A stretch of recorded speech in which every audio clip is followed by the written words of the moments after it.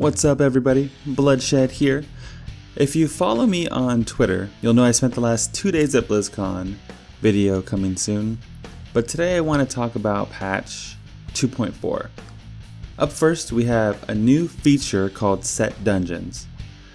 There are different challenges you need to complete for each of the 4 class sets. For instance, on my barb, there is a challenge where I have to freeze and kill at least one enemy every 10 seconds for 1 minute.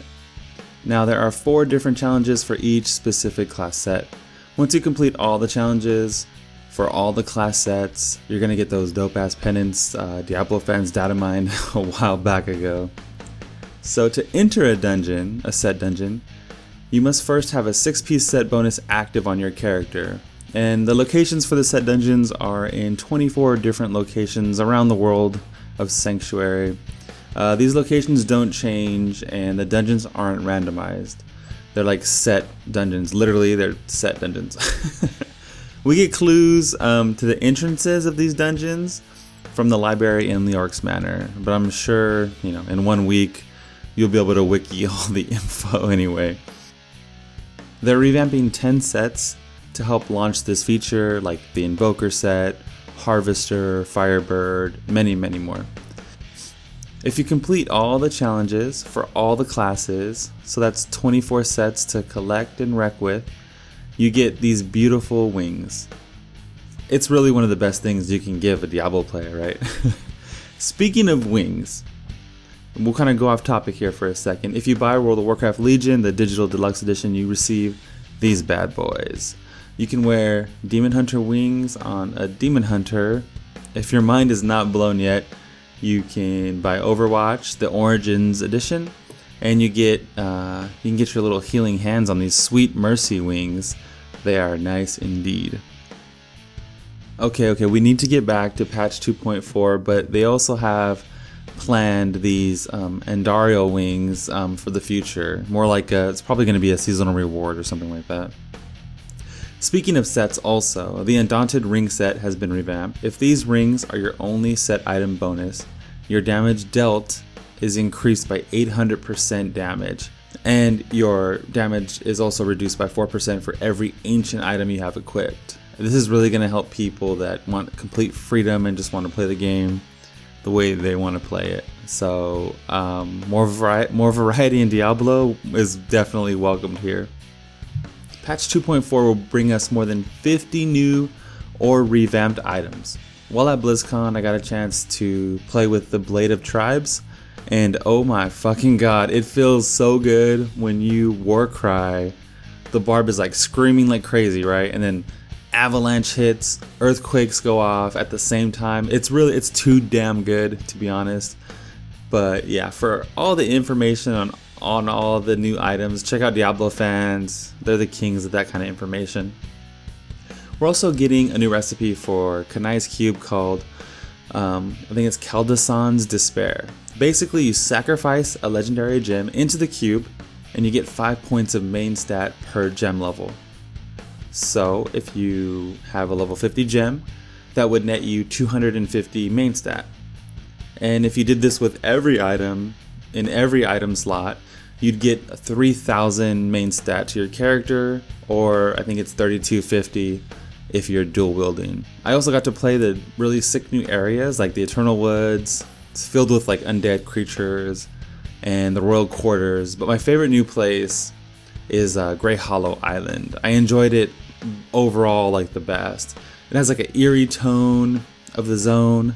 I'm not sure if it's like the color palette or what, but it looks like demonic and Diablo-like. I don't know. It's overall really good. There was new creatures there. Of course, we're gonna get new monsters to accompany the new zones. This is all free content, boys and girls. Tip your hat to Blizzard for this whole year, basically, in Diablo. There is a lot of new content coming. Revamped UI changes. It does look a lot now like the console version. I had to look down for a second and I was like, okay, yeah, this is a mouse and keyboard. Like, what the fuck, I admit I did not like it at first. It felt way too arcade-like, but it started to grow on me over time. I found myself constantly trying to keep up monster chains, another bard feature from consoles, Like the bigger the chain you get, like the more XP bonus you receive. For breaking objects, you get like a speed bonus. For using the traps, like actually using the traps in the game, like who the hell uses traps, right? If you use the traps in the game, you get resource gain, like a buff. They're just welcome additions to Diablo. It actually makes you pay attention to a little bit more, maybe, because you're getting rewarded for paying attention more. The only thing I'm worried about, like I said, is losing the demonic feel of Diablo to this arcadey type feel. We will see. I'm not sure how it's going to pan out, but we'll see. Alright, stash space. Yeah, baby. They could have easily charged us like $5 per tab, and we would have paid. We're desperate for stash space. But the first one is 500,000 gold, and each season journey you complete will award you another stash tab. So it's free basically. Yay. Seasons. So seasons are most likely going to remain 3 months long. They are taking away the seasonal exclusive legendaries, but once you complete a level 4, the level 4 in your season journey, they'll give you a free 6-piece set. And this will rotate with each season, so like, you know, every season it'll be different that they'll give you for your class. We'll still get the banners and portraits, pets and things like that, so don't worry.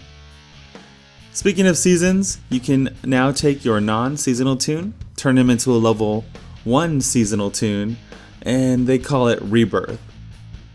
You get to like keep all your records and achievements and things like that, but you can play the same character over and over, so you don't feel so detached, I suppose, and you get to keep all your stuff, like probably time played is probably important to some people. Empowered rifts. You pay gold, you get a bonus roll on your legendary gem, simple as that. The gold scales with rift levels, it's a welcome gold sink if you ask me. So you're getting like a 4th roll for your legendary gems. There's honestly way too much to cover. Those kind of details are for the professionals. You know me, just wanted to cover the gist of it all. I hope you guys enjoyed the video. Definitely expect a BlizzCon review type vloggy video up very soon. It's kind of my first crack at that kind of a video. So yeah guys, this is Bloodshed, and I'm out. Peace.